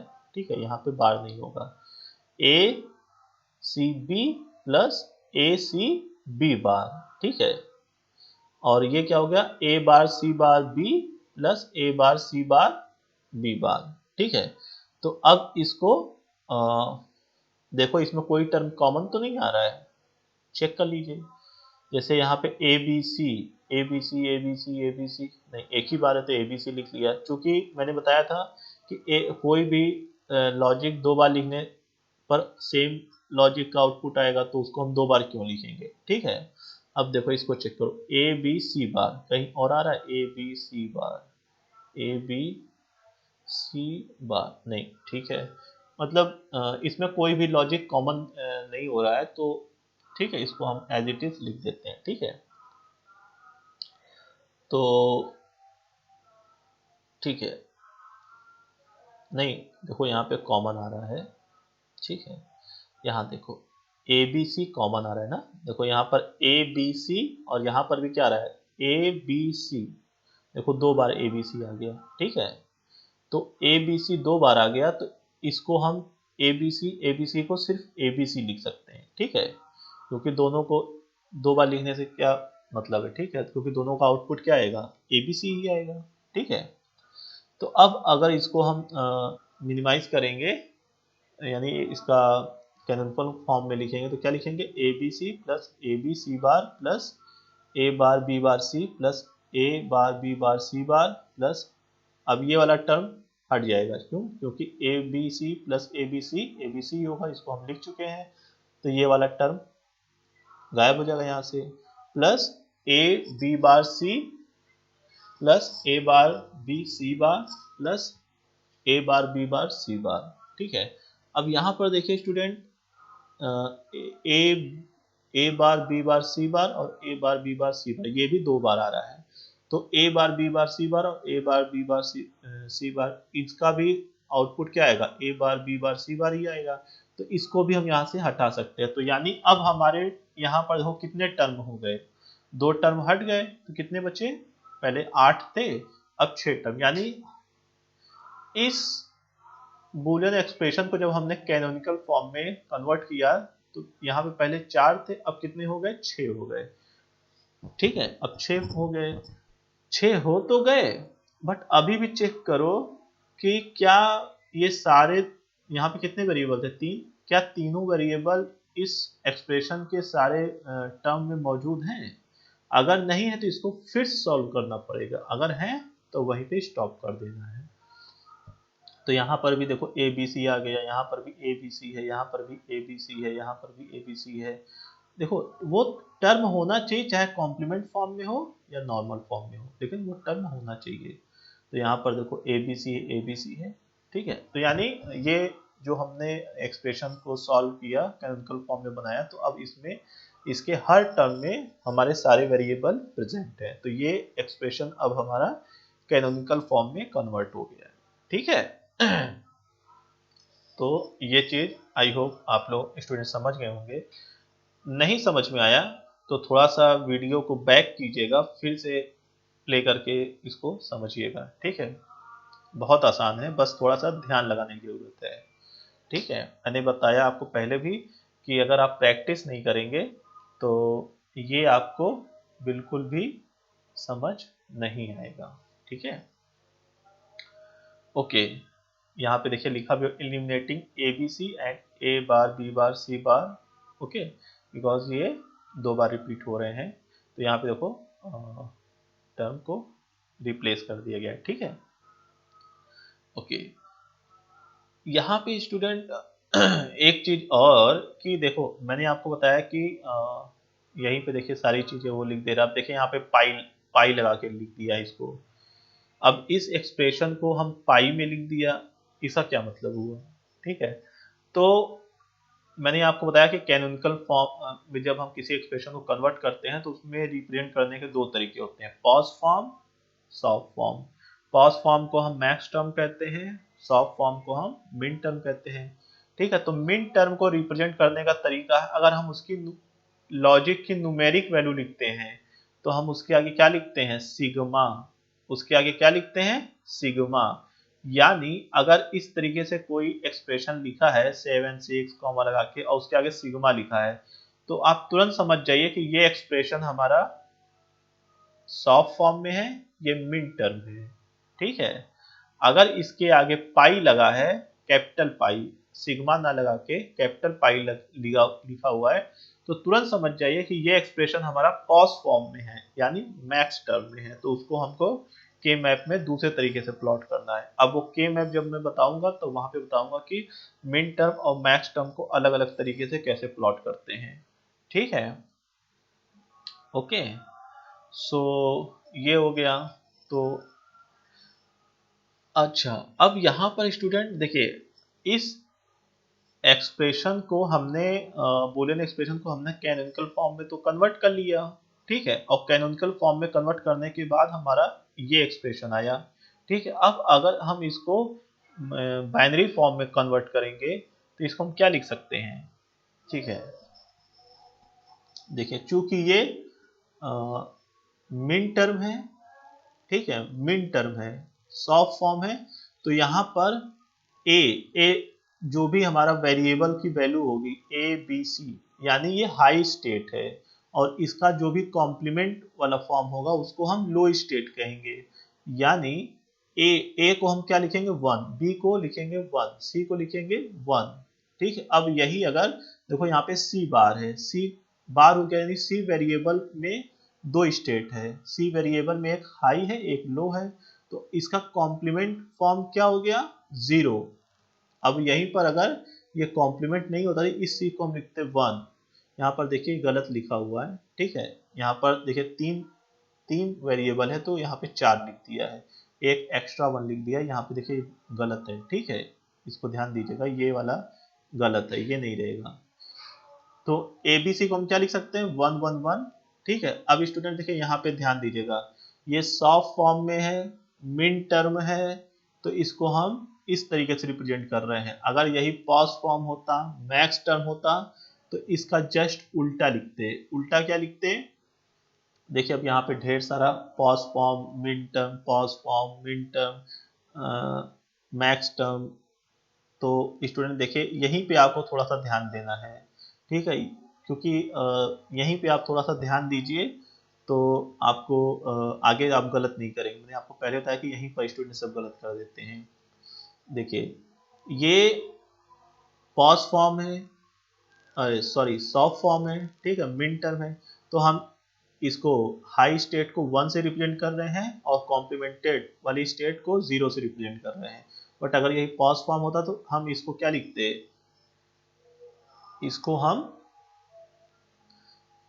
ए को 0 से रिप्रेजेंट करते और कॉम्प्लीमेंटेड वाले स्टेट को 1 से रिप्रेजेंट करते। यही दोनों में डिफरेंस है कि जस्ट एक दूसरे का रिवर्स है, यानी सॉफ्ट फॉर्म में जो होगा उसका उल्टा representation just reverse pause form में होगा। ठीक है, क्योंकि एक दूसरे का क्या है कॉम्प्लीमेंटेड है। अभी कैसे एक दूसरे में कन्वर्ट कर रहे थे with the help of D Morgan's theorem, तो वहां पे आप जान गए कि एक दूसरे का ये क्या है जस्ट कॉम्प्लीमेंट फॉर्म है। ठीक है, तो अब देखो इसको हमको इस तरीके से अगर हम इसको न्यूमेरिक फॉर्म में लिखना है, इसको इस एक्सप्रेशन को कैनोनिकल फॉर्म को हम कैसे लिखेंगे, ये ए बी सी क्या है तीनों हाई स्टेट है, तो इसको हमने क्या लिख दिया 1 1 1। ये क्या है ए बी सी बार, यानी इसमें दो ऑन है, एक कॉम्प्लीमेंटेड फॉर्म यानी ऑफ स्टेट में है, लो स्टेट है, तो इसको क्या लिखेंगे 1 1 0। यहाँ पे देखिए एक 1 एक्स्ट्रा लिखा है, ये गलत लिखा है। ठीक है, इसको आप लोग ध्यान दीजिएगा, कंफ्यूज मत होइएगा। तो ए बी सी बार क्या हो गया 1 1 0, और ये क्या हुआ ए बार बी बार सी, तो इसको हम क्या लिखेंगे 0 0 1 0 0 1। ठीक है, और यहाँ पे देखिए तीनों कॉम्प्लीमेंट है, तो इसको हम क्या लिखेंगे 0 0 0। ये क्या है ए बी बार सी, इसको हम क्या लिखेंगे 1 0 1। ठीक है, और इसको क्या लिखेंगे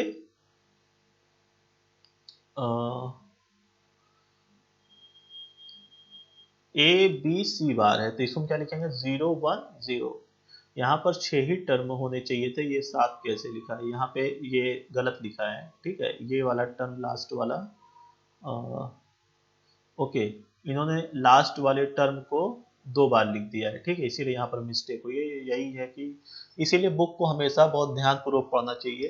देखिए कॉन्सेप्ट क्लियर रहेगा तो आप खुद ही फाइंड आउट कर लेंगे कि बुक में कहाँ पर टाइपिंग मिस्टेक है। ठीक है, तो ये लास्ट वाला टर्म इन्होंने देखिए 2 बार लिख दिया है। ठीक है, तो ये वाला टर्म आप हटा दीजिएगा। ठीक है, इसका कोई मतलब नहीं है, यहाँ पर सिर्फ 6 टर्म होने चाहिए। ठीक है, अब देखिए, अब इस एक्सप्रेशन के करस्पॉन्डिंग हमने बाइनरी वैल्यूज लिख ली हैं। ठीक है, अब इस बाइनरी वैल्यूज के करस्पॉन्डिंग हम डेसिमल नंबर लिख लेंगे। ठीक है, तो हम जानते हैं कि अगर इसको इस 1 1 1 को हम बाइनरी डेसिमल नंबर में कन्वर्ट करें कितना होगा, ये 7 को रिप्रेजेंट करता है। ठीक है, ये 1 1 0 किसको रिप्रेजेंट करता है 6 को, 0 0 1 1 को रिप्रेजेंट करता है, 0 0 0 0 को रिप्रेजेंट करता है, 1 0 1 5 को रिप्रेजेंट करता है, एंड 0 1 0 किसको रिप्रेजेंट करता है 2 को रिप्रेजेंट करता है। तो हमने इसी को लिख लिया कॉमा लगा के, सिग्मा 7 6 1 0 5 2। इतना काम करके हमारा ये एक्सप्रेशन किसमें कन्वर्ट हो गया, पूरा हमारा एक्सप्रेशन कंप्लीट हो गया है मिन टर्म फॉर्म में। ठीक है, अब ये हमारा कंप्लीट एक्सप्रेशन हो, अब इसको हम मिनिमाइज कर सकते हैं विद द हेल्प ऑफ के मैप। और के मैप क्या है ये हम लोग नेक्स्ट वीडियो लेक्चर में पढ़ेंगे, ठीक है। तो ये आप समझ गए स्टूडेंट कैसे हम मिन टर्म को किसी भी बुलियन एक्सप्रेशन को कैसे पहले चेक करते हैं कि कैनोनिकल फॉर्म में है कि नहीं है। अगर वो कैनोनिकल फॉर्म में नहीं है तो हम उसको पहले कैनोनिकल फॉर्म में कन्वर्ट करते हैं, ठीक है। कैनोनिकल फॉर्म में कन्वर्ट करने के बाद, ठीक है, हम इसको डायरेक्ट भी के मैप में प्लॉट कर सकते हैं। इस एक्सप्रेशन से डायरेक्ट इसकी वैल्यूज को हम के मैप में प्लॉट कर सकते हैं, ठीक है। ये तो इन्होंने समझाने के लिए आपको इस तरीके से बुक में लिख दिया है कि आपको जस्ट डायरेक्ट वैल्यूज पता है तो आप डायरेक्ट भी पुट कर सकते हैं, बट हम डायरेक्ट इसी एक्सप्रेशन से भी के मैप में वैल्यू इन लॉजिक की वैल्यूज को, टर्म्स की वैल्यूज को पुट कर सकते हैं, ठीक है। जब अभी मैं के मैप बताऊंगा आपको आगे तो आप बहुत आसानी से समझ जाएंगे, ठीक है। तो ये प्रैक्टिस की बात है, आपको यहाँ से नहीं समझ में आया तो आप इस फॉर्म में बना के पुट करिए, ठीक है। आगे क्या है, ये पॉज फॉर्म में है, ठीक है। अब सपोज, ठीक है, अब अगर मैंने बता दिया कि ये क्या हो गया, हमारा कंप्लीट एक्सप्रेशन हो गया मिन टर्म फॉर्म में। और मिन टर्म का जस्ट रिवर्स कॉम्प्लीमेंटेड फॉर्म क्या है, मैक्स फॉर्म है, ठीक है। तो मैक्स फॉर्म क्या होता है, उसी को हम क्या बोलते हैं, पॉज फॉर्म। तो ये लिखा है ना, POS form is equal to complement of, ये क्या है, minterm. Complement of min term क्या है, मैक्स टर्म। और मैक्स टर्म क्या होता है, पॉज फॉर्म होता है। तो ठीक है, अब अगर मिन टर्म को हम कॉम्प्लीमेंट करते हैं तो हमें मैक्स टर्म मिल जाएगा। तो वो कैसे आता है उसको भी देख लेते हैं। तो ये समेशन 3 4 लिखा है, 3 4 लिखा है, यानी अब अगर ये समेशन हम हटाएंगे तो हमें इसके करस्पॉन्डिंग बाइनरी वैल्यूज लिखनी होगी। तो क्या लिखेंगे, 3 को हम क्या लिखेंगे, 0 1 1 इसके करस्पॉन्डिंग बाइनरी नंबर, और 4 को क्या लिखेंगे, 1 0 0 इसके करस्पॉन्डिंग बाइनरी नंबर, ठीक है। अब ये समेशन हम हटाएंगे, ये जैसे ही समेशन हम हटाएंगे तो यहाँ पे हम वेरिएबल की सिंबॉलिक वैल्यूज को लिख देंगे, ठीक है, सिंबॉलिक वैल्यूज को लिख देंगे। तो मैंने बताया कि ये किस में था, मिन टर्म में था। मिन टर्म में है तो हम 0 को किससे लिखते हैं, बार से। और ठीक है, तो यहाँ पे देखो कितने हैं, 1 2 3। तो यानी हमको 3 वेरिएबल चाहिए। ये 0 1 1 है तो हमको इस नंबर को रिप्रेजेंट करने के लिए, इनपुट देने के लिए सर्किट में 3 वेरिएबल चाहिए, ठीक है। तो पहले वेरिएबल क्या है, 0 है, तो यानी वो कॉम्प्लीमेंट फॉर्म में होगा। तो उसको हम क्या लिख सकते हैं, ए बार बी सी। तो यही यहाँ पर लिखा है, ए बार बी सी। अब यहाँ पर भी देखो 3 बिट है, तो यानी इस लॉजिक को हमको सर्किट में इनपुट करने के लिए 3 वेरिएबल चाहिए, जिसमें से पहला हमारा क्या है, 1 है, और बाकी के दोनों क्या है, 0 0 है। तो 0 0 यानी ये कॉम्प्लीमेंटेड फॉर्म में होंगे, तो इसको हम क्या लिखेंगे, ए बी बार सी बार, ठीक है। अब ये अभी भी देखिए क्या लिखा है, कॉम्प्लीमेंट ऑफ दिस लॉजिक। अब इस लॉजिक का कॉम्प्लीमेंट कर देंगे, होल कॉम्प्लीमेंट कर देंगे। तो देखिए इसने इसका कॉम्प्लीमेंट कर दिया, कॉम्प्लीमेंट करेंगे तो, और इसको फिर अब हम डिमॉर्गन्स थ्योरम यहाँ पर अप्लाई करेंगे। तो डिमॉर्गन्स थ्योरम के थ्रू जब हम इसको सॉल्व करेंगे, इसको ओपन करेंगे, तो क्या हो जाएगा, ये ऐसे आएगा। इसको सॉल्व करेंगे तो ये लॉजिक आएगा, ठीक है। क्या आ जाएगा, A double bar plus B bar plus C bar into A bar plus B double bar plus C double bar. इसको और सॉल्व करेंगे तो क्या आ जाएगा, A plus B bar plus C bar into A bar plus B plus C. तो ये जो एक्सप्रेशन आया ये क्या है, हमारा मैक्स टर्म है। मैक्स टर्म पॉज फॉर्म में है, यानी कॉम्प्लीमेंट ऑफ मिन टर्म इज मैक्स टर्म, इसी को बोलते हैं पॉज फॉर्म। तो आई होप स्टूडेंट्स आप लोग को कैनोनिकल फॉर्म में soft form, pause form, mid term क्या है, मैक्स टर्म क्या है, कैसे हम मिड टर्म से मैक्स टर्म में जाते हैं, मैक्स टर्म से कैसे मिड टर्म में कन्वर्ट करते हैं, ये कन्वर्जन आपको समझ में आ गया है, ठीक है। अगर आपको नहीं समझ में आया तो वीडियो को थोड़ा सा बैक कीजिए और फिर से देखिए। आई होप आपको फिर से बहुत ही समझ में आ जाएगा। बट समझ में तो आ जाएगा वीडियो देखकर, बट जब तक आप इसकी प्रैक्टिस नहीं करेंगे तो 2 3 घंटे, 1 2 दिन बाद आप ये कॉन्सेप्ट भूल जाएंगे, ठीक है। तो इसकी प्रैक्टिस भी करिए आप लोग, ठीक है। इसके आगे क्या है, तो यहाँ पर देखिए अब ढेर सारे यहाँ पे एग्जाम्पल दिए हुए हैं कि कैनोनिकल, इसका इस एक्सप्रेशन को देखो, देख कर ही लग रहा है कि ये कैनोनिकल फॉर्म में नहीं है, क्योंकि इसके हर टर्म में सारे वेरिएबल प्रेजेंट नहीं। देखो यहाँ पे 3 वेरिएबल हैं, और ये अगर इसको प्रोडक्ट करके ओपन करेंगे तो क्या आ जाएगा, A bar B plus A bar C बार, यानी इन दोनों टर्म में एक वेरिएबल, यहाँ पे सी मिसिंग होगा, यहाँ पर बी मिसिंग होगा। ठीक है, तो इसको हमको कैनोनिकल फॉर्म में कन्वर्ट करना पड़ेगा। ठीक है, तो अब उसको कैसे करना है ये आप लोग प्रैक्टिस कीजिएगा, उसी से आएगा। ठीक है, ओके, तो ये भी हो गया। ठीक है, तो कैनोनिकल फॉर्म में कन्वर्ट करना है, फिर कैनोनिकल फॉर्म में ये पॉज फॉर्म में है तो हमको सॉफ्ट फॉर्म में कन्वर्ट करना कैसे होता है, सॉफ्ट फॉर्म में तो पॉज फॉर्म में कैसे करना है, तो ये आप प्रैक्टिस कीजिए इसकी। ठीक है, और नेक्स्ट वीडियो लेक्चर में हम लोग के मैप से स्टार्ट करेंगे। ठीक है, ये बहुत इंपॉर्टेंट है, और इसका बेसिक, इसका जो बेसिक है, जो इसका बेसिस है वो है ये ये वाला फंक्शन जिसको हम बोलते हैं क्या, Boolean function in canonical form. जब तक कैनोनिकल फॉर्म बनाना आप नहीं सीखेंगे, और कैनोनिकल फॉर्म में भी soft form, pause form, min term, max term, ये सब नहीं क्लियर होगा, तब तक आप के मैप कभी भी सॉल्व नहीं कर पाएंगे। के मैप अगर आपको और अगर आपको ये soft form, pause form, canonical form, ये इसमें कोई भी जरा सा भी डाउट होगा, तो आप ये के मैप की प्लॉटिंग 101% श्योर हूं मैं कि आप गलत प्लॉटिंग कर देंगे, क्योंकि जब आपका एक्सप्रेशन ही नहीं सही है तो आप प्लॉटिंग कैसे सही करेंगे। ठीक है, तो इसकी आप प्रैक्टिस कीजिए, और नेक्स्ट लेक्चर में मैं आपको के मैप एक्सप्लेन करूंगा। Okay, okay students, bye bye.